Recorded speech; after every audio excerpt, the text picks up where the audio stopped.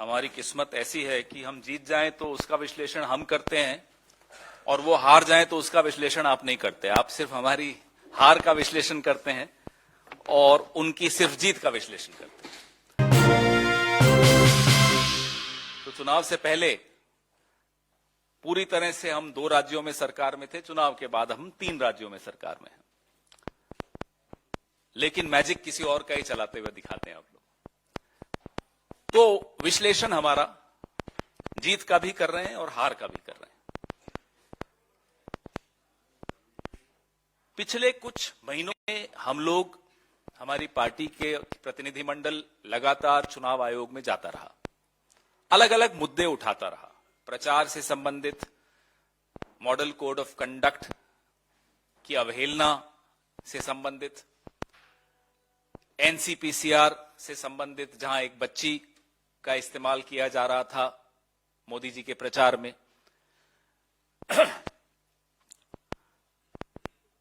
न न्याय हो रहा है, न न्याय होता हुआ दिख रहा है। इसलिए आपके समक्ष हम हैं। बड़ा महत्वपूर्ण और बहुत गंभीर एक मुद्दा है गुजरात चुनाव को लेकर। आप लोगों ने मीडिया में कुछ रिपोर्ट्स देखी होंगी, डरते डरते जो छपी हैं, कि आखिरी 1 घंटे में 16 लाख वोट गुजरात के दूसरे चरण के चुनाव में पड़े। हमने अपने कैंडिडेट्स से लगातार हम संपर्क में हैं। फॉर्म 17C जो कि रिटर्निंग ऑफिसर देता है साइन करके कि इस मतदान केंद्र पे 5 बजे तक या 6 बजे तक इतने वोट गिरे, वो टैलिंग चल रही है। लेकिन बड़ौदा और अहमदाबाद रीजन्स में, क्षेत्रों में, खास तौर पे सूरत में भी कुछ हुआ, राजकोट संभाग में भी कुछ हुआ, लेकिन इन 2 संभागों की काफी आंकड़े हम लोग इकट्ठे कर रहे हैं।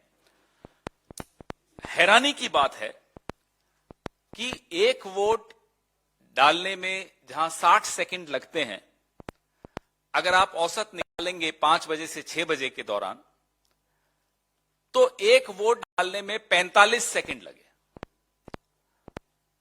और एक बूथ पर अगर ये आंकड़े देखें तो बाहर अफरा तफरी मचनी चाहिए थी, बाहर ट्रैफिक जैम हो जाना चाहिए थे, बाहर माफ कीजिएगा स्टैम्पीड हो जाना चाहिए था।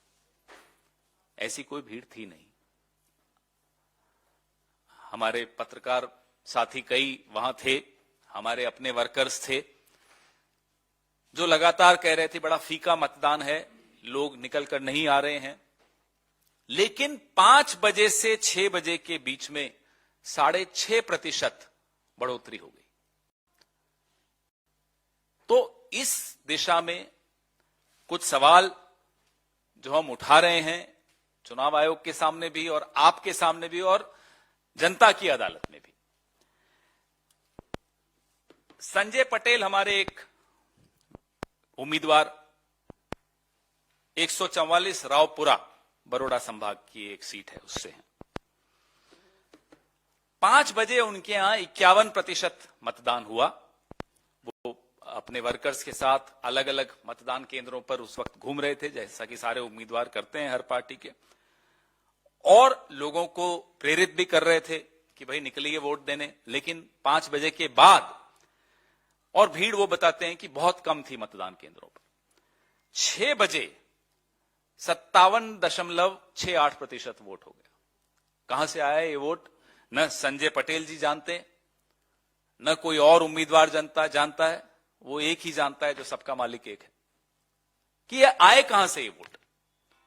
और ये कहानी जो कि मैंने आपको रावपुरा की बताई, 144 विधानसभा क्षेत्र की बताई, ये कहानी आपको कमोबेश तमाम विधानसभाएं जो अहमदाबाद और बड़ौदा संभाग में आती हैं, उनमें ये कहानी आप आज इस प्रेस वार्ता के बाद अपने साथियों से फोन करके पूछेंगी या पूछेंगे, तुरंत आपको ये कहानी सुनाई देगी। और ये हर जगह हुआ, भावनगर में हुआ, बड़ौदा में हुआ, अहमदाबाद में हुआ, सूरत में हुआ। अब ये रावपुरा में 281 बूथ हैं, 281 बूथों पे 1 घंटे में 16,000 वोट पड़ गए, मतलब 1 मिनट में 57 वोट। आप कैलकुलेट कीजिए कैसे संभव है। ना कोई बाहर लाइन लगी हुई, ना अफरा तफरी, लेकिन इतने वोट वहां पड़े। ऐसे ही वीवीपैट्स की तुलना कुछ मशीनों पे की, तो एक तुलना अभी मैं जिनसे फोन पे बात कर रहा था वो बता रहे थे, मैं आपको वो आंकड़ा देता हूं कि कांग्रेस की उसमें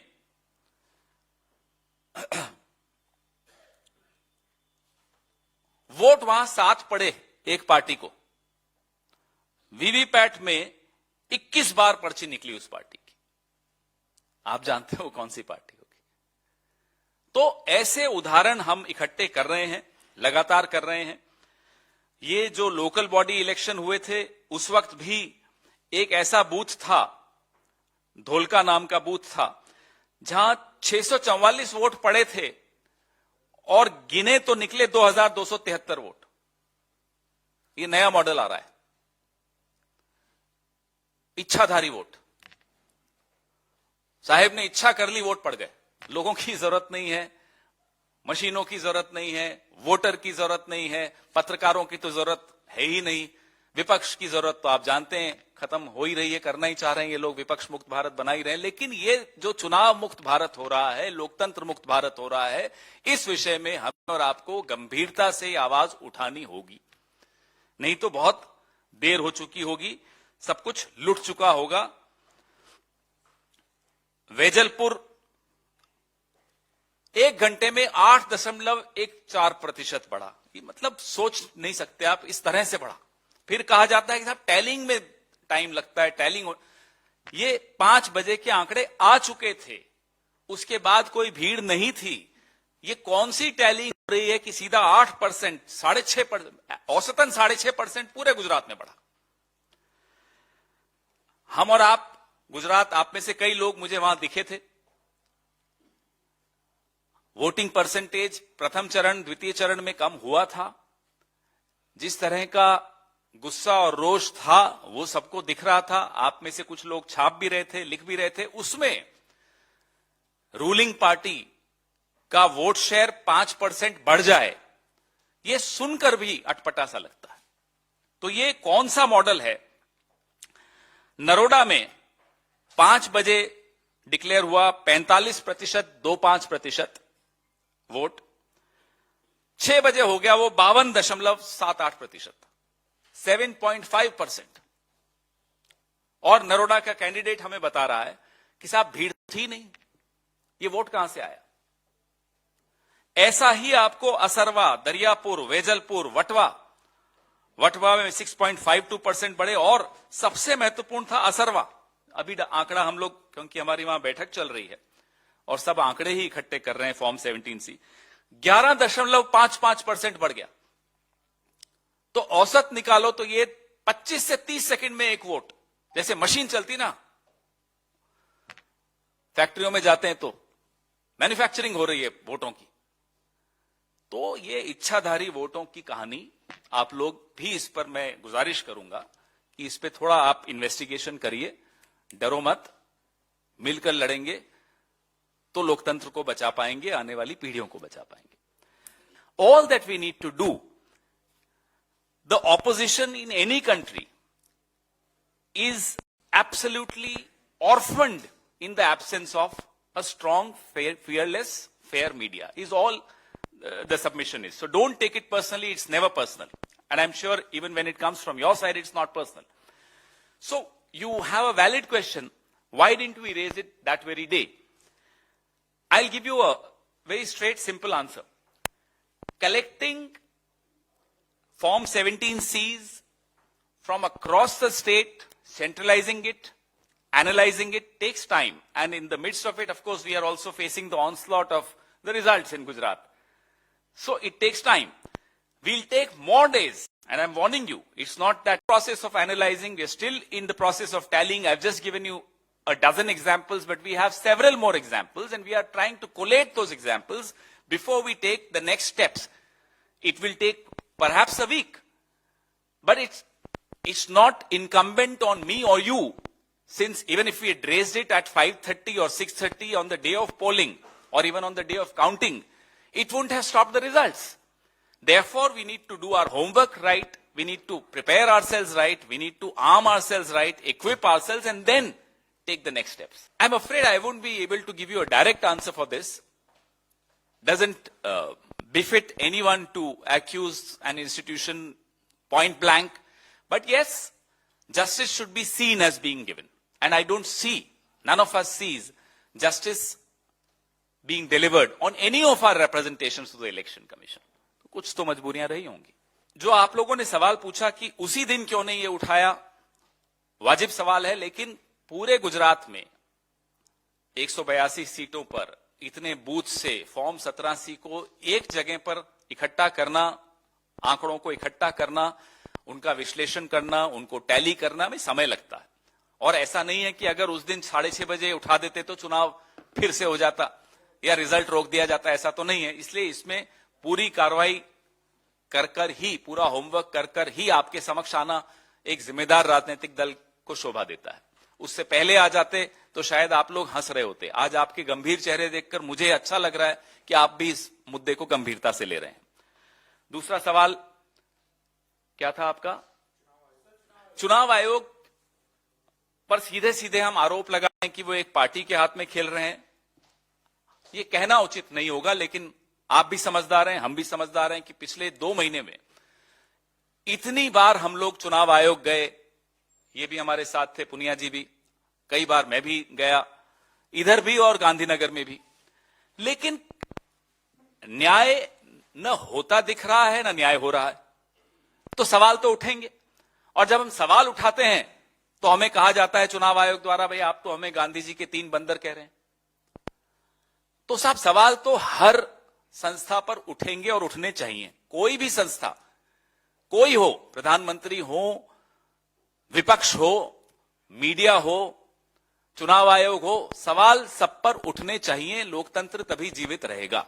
तो सवालों से न हम घबराते हैं, न आपको घबराना चाहिए, न मोदी जी को घबराना चाहिए, और ना ही चुनाव आयोग को शर्माना चाहिए. ये जो सरकार की दलील है कि राइट टू एजुकेशन को ओवरलैप करती है, क्या ये दलील बाकी तमाम शैक्षणिक संस्थाओं पर भी लागू होगी? अलग अलग समुदायों के शैक्षणिक संस्थान हैं, तो क्या ये दलील सब पर लागू होगी? हम सरकार से जानना चाहते हैं. नंबर 2, पूरे देश से कई बार ऐसे उदाहरण, दुखदाई उदाहरण देखने को मिलते हैं कि आप संप्रदाय विशेष के लोगों से सामान मत खरीदे, उनकी फल की रेहड़ी बर्बाद कर दो, तहस नहस कर दो, उनका एक सामाजिक बहिष्कार करो. अब आप उनका शैक्षिक बहिष्कार भी करोगे, आर्थिक बहिष्कार भी करोगे. आप चाहते क्या है? आपकी मंशा क्या है? हम सरकार से ये जानना चाहते हैं.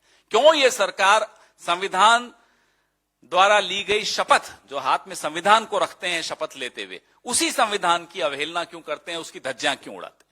ये हम इस सरकार से जानना चाहते हैं. Absolutely रेप्रिहेंसिबल. No such words should be used against the Prime Minister, against anyone. The Congress party denounces, condemns such statements. Even if it was a misunderstanding, even if there was a slip of tongue, even if there was a word which he should have used and he did not use, and the words which he should not have used and he used, there is no excuse to use any such language against anyone, including and especially the Prime Minister. प्रधानमंत्री या किसी के भी खिलाफ इस तरह की अशोभनीय टिप्पणी से कांग्रेस पार्टी किनारा करती है, उसकी निंदा करती है.